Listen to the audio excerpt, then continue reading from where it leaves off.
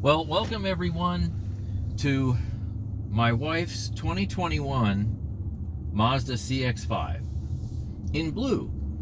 It's got the standard 2.5 liter 4-cylinder engine with cylinder deactivation, a 6-speed automatic,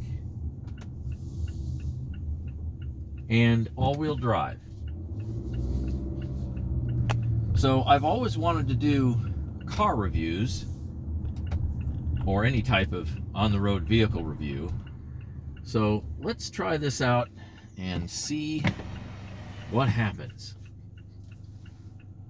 And I like to try to do my reviews maybe in a different way than you see on other channels. I mean, certainly we go over features and whatnot, looks, but I like to go over performance in some ways.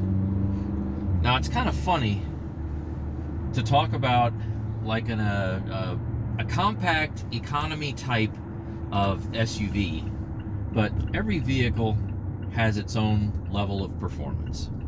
And this one is probably better than you think.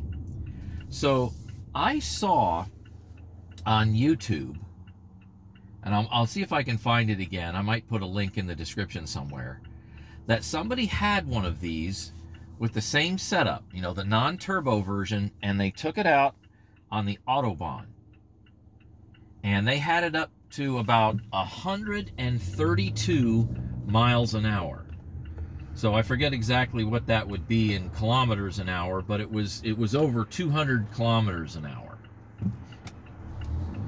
And it's amazing that something like this, with such a, I mean, you would think diminutive engine would go that fast, but Mazda is kind of into the whole efficiency thing. And it's really wonderful how they kind of make this vehicle with a whole pile of compromises. I mean, that's what this vehicle is. So this vehicle, you know, it doesn't have the best handling. It's not the fastest, it's not the slowest, it doesn't have the highest gas mileage, it doesn't have the lowest gas mileage in this class. It's just kind of middle of the road. And that's not bad. So one nice thing about comparing this 2021 to my 2022 Turbo is that this has a more relaxed ride, which is very welcome on our poorly maintained Ohio roads. Didn't used to be that way many decades ago, but it is now. And even though my 2022 has like sports car like handling, the big problem is on bad roads like this, and what you're going to see here in a minute is going to be, it's just, to me, it's too rough of a ride. It's just unnecessary. And this has a more relaxed ride. Is it sloppy and bouncy? No. But the relaxed ride is definitely welcome, to be sure. So we have a particular package on here. This vehicle was leased, and it just has one package on it and the exterior color, and that's it. Those are the only options. And the package we got includes things like everything's leather. So leather front and rear seats, leather steering wheel. It's got the upgraded Bose stereo with the subwoofer located in the spare tire. And I think that's an absolute riot that Mazda saw fit to put the subwoofer in the spare tire. Because here's this empty space, and let's fill it with something, and it works very well. So see what I mean? So you're seeing a lot of, you know, bouncing and jostling around. Believe it or not, this CX-5 kind of smooths out the bumps a little bit. My 2022 is much stiffer, and it doesn't smooth much out at all. But I suppose it's a lot more fun to drive like a sports car. But not everybody wants to drive their compact SUV like a sports car. Let's see, what else does it have?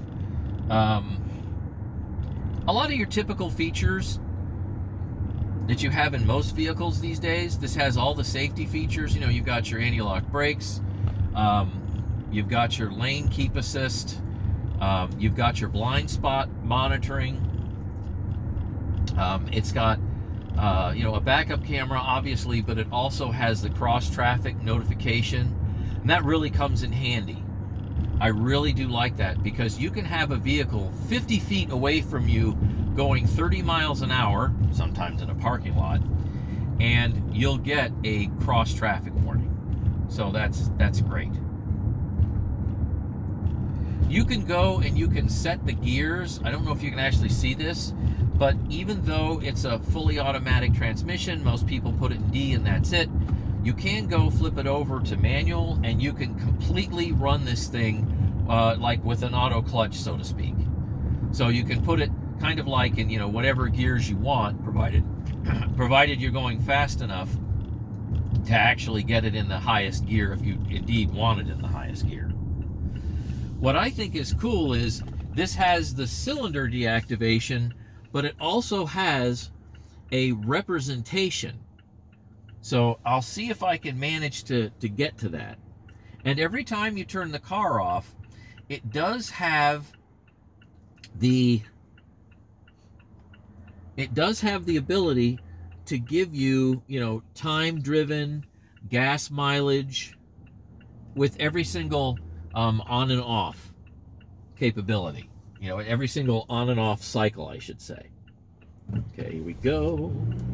I'm trying to hold on to the camera so it doesn't fall over. And that's it. Let's see here. Vehicle status monitor. No, I don't think that's where I want to go, but you can see what's here while I'm in this set of menus anyway. Service states, whatnot. By the way, I do my own oil changes and tire rotations. Let's see, fuel efficiency monitor. There we go. So you can see what's going on there. That's great. And for people who want to monitor all of that. But isn't there a energy flow monitor? Okay, that's what I'm looking for. Now I really hope you can see this. So it'll show you what's going on in this pictorial right here. Some cylinders are on and some cylinders will be deactivated at some point in time.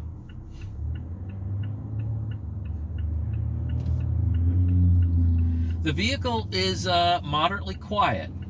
It's not as quiet as it could be, but it's not loud. Like I said, this vehicle is a lot of compromises. So you're traveling on the highway, you're going at highway speeds, even very high highway speeds. It's comfortable. It's definitely on the quieter side.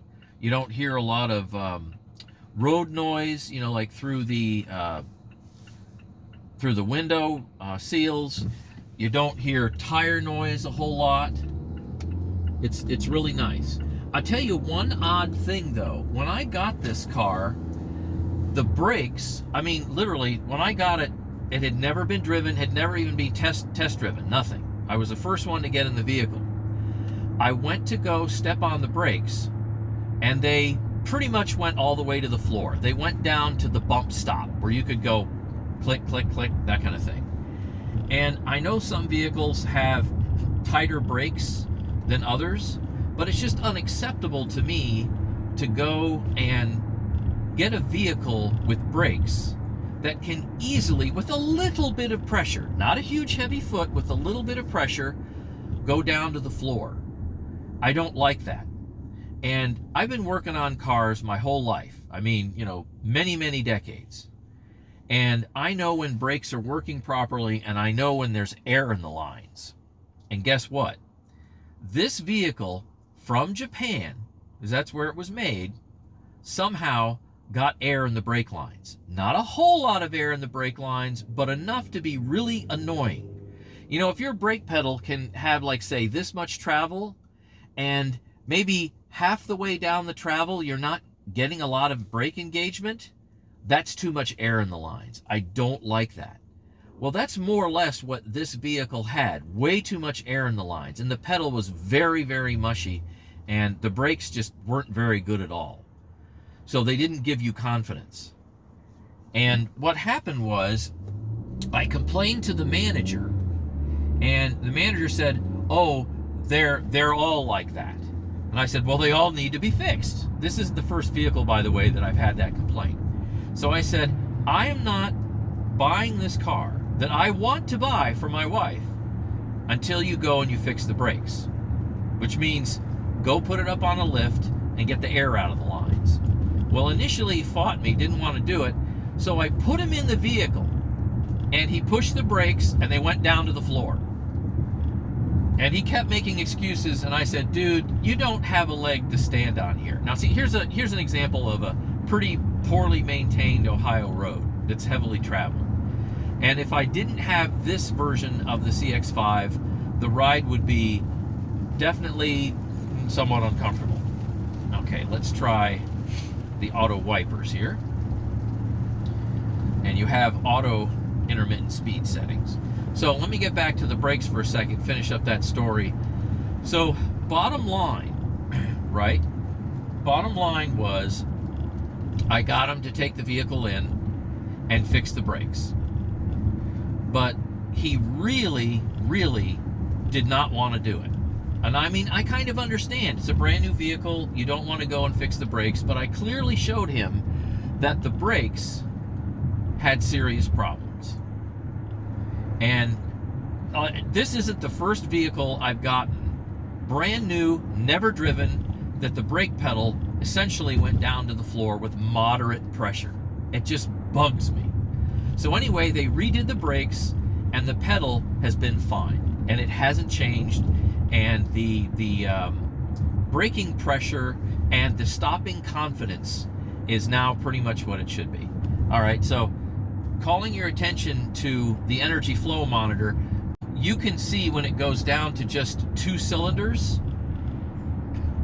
So I guess that means maybe the 2 middle cylinders are active and the 2 outer cylinders now have become, deactivated, which means this would be running with like a 1.25 liter engine rather than a 2.5 liter engine.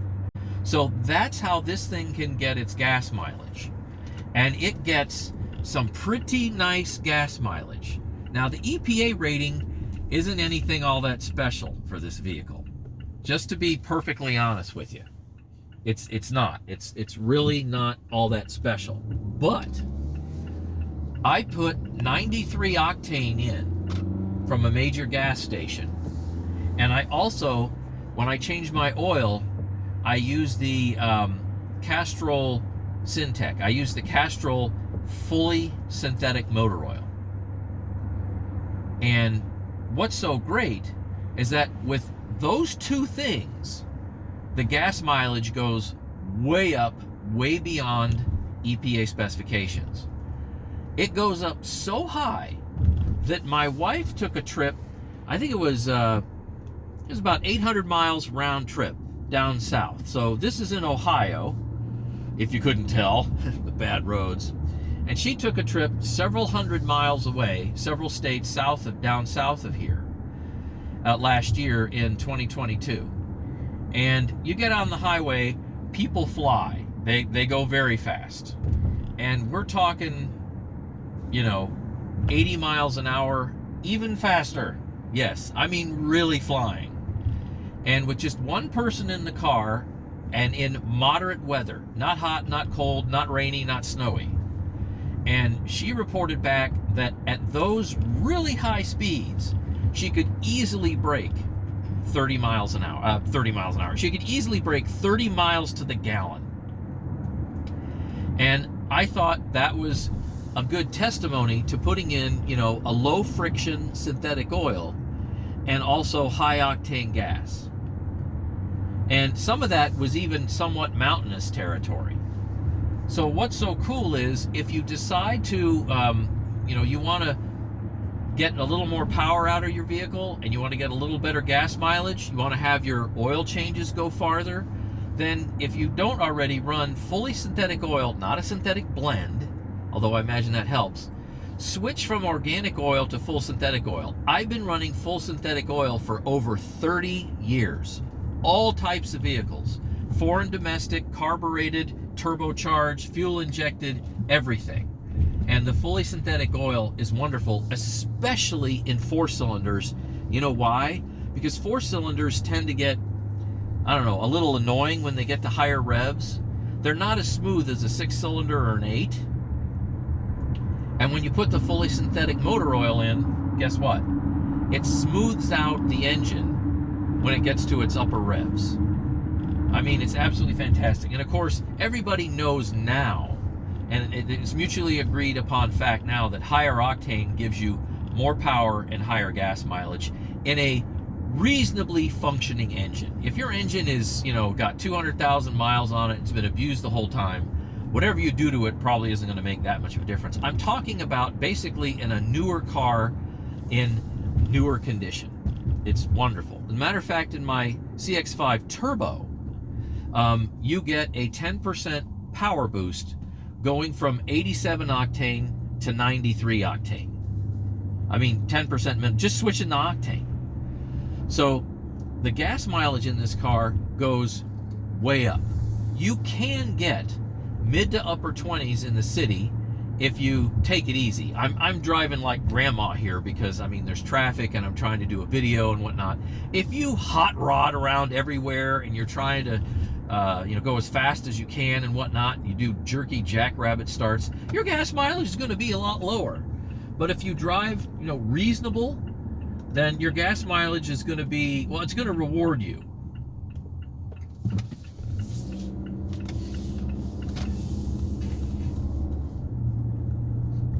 So let's see, we got a nice speed bump here. That's going to bounce the camera. Thunk. Yeah, so it's very pleasant. It really is. Okay, we're coming to the end of our drive.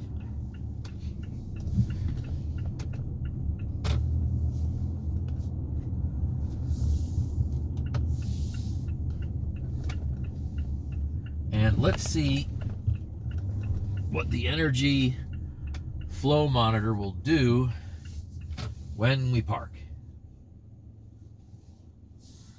Okay, we'll do that.